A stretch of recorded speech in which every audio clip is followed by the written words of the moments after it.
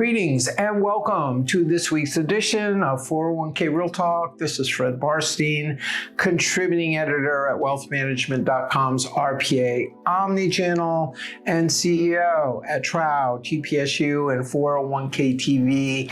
I review all of this week's stories and select the most important and interesting ones, providing open, honest, and candid discussion you will not get anywhere else. So let's get real. First story, the big news was that FlexPath won its second lawsuit brought by the Schlichter law firm in the Mills versus Molina case with similar issues about untested target date funds and high fees as the recently decided Woods case. Though NFP, the plan's advisors, which recommended that FlexPath target date was dropped from the suit, the judge voiced concerns about potential conflicts of interest. The plan eventually fired NFP and FlexPath, hiring Sageview and Fidelity respectively. Ultimately, because the FlexPath funds perform well versus their indices, and there was an IPS in place using RPAG scoring system, the judge decided in favor of the defendants, even though the judge noted that the committee lacked expertise and engagement, relying almost exclusively on their advisor.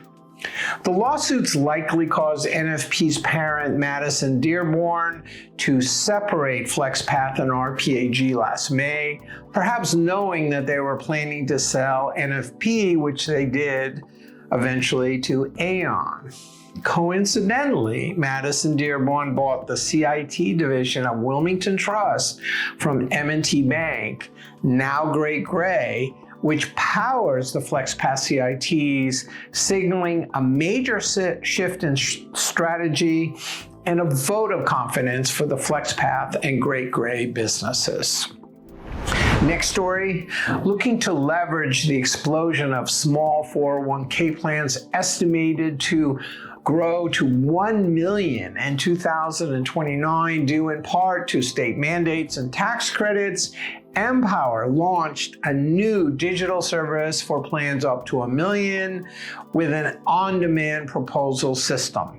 The company claims that their ReadySelect service will reduce complexity and costs. They recently announced a new retirement income platform. Meanwhile, payroll companies and a few select banks like JPMorgan Chase, leveraging their relationships with existing clients, have seen a surge in new plan growth, as well as fintechs like Vestwell and Guideline, who are leveraging their superior technology, simplified processing, and lower cost structure. The ReadySelect product is Empower's attempt to better compete in the micro startup market against well-positioned companies, which also includes some traditional record keepers like Fidelity, Schwab, and Vanguard that have relationships with many wealth advisors. Next story, though there has been a bit of a lull in provider consolidation since Empower bought MassMutual and Prudential's record-keeping division, and the Standard acquires Securian's division, that may change with the recent announcement that Ascensus will be buying Mutual of America's record keeper, which includes 2,300 plans and $3.9 billion. Ascensus has been providing back-office support to Mutual of Omaha, which recently fired their DC sales force, which was a clear signal. Meanwhile, Emeritus, which has lost Forrest Wilson to Alaris recently, saw their retirement head, Jim Keiss, leave for Equitable, all of which are obviously not good signs for the Midwest provider.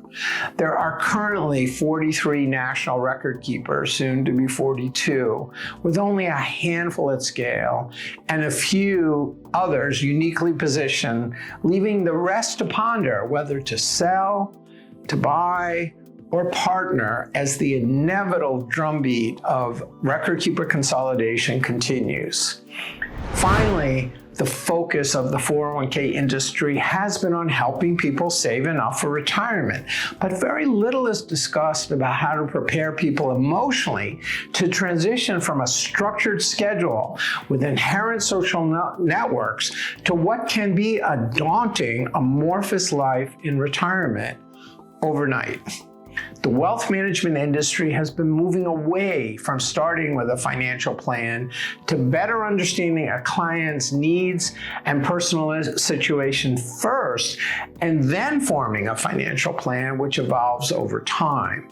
And while behavioral finance, which is the convergence of economics and psychology, has improved plan design in the accumulation phase of retirement, that dynamic has yet to be applied to helping people emotionally as they transition into retirement.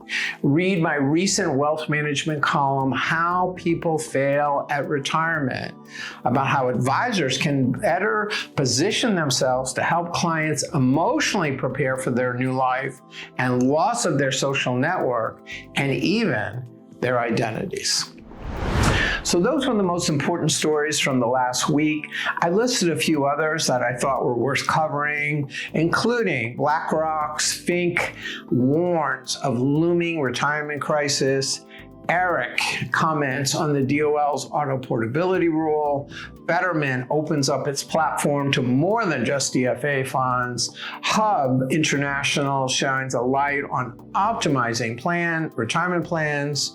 Empower poaches senior Fidelity executive again for their wealth division, and Emeritus loses their head of retirement to Equitable. Please let me know if I missed anything or if you would like to comment. Otherwise, I look forward to speaking to you next week on 401k Real Talk.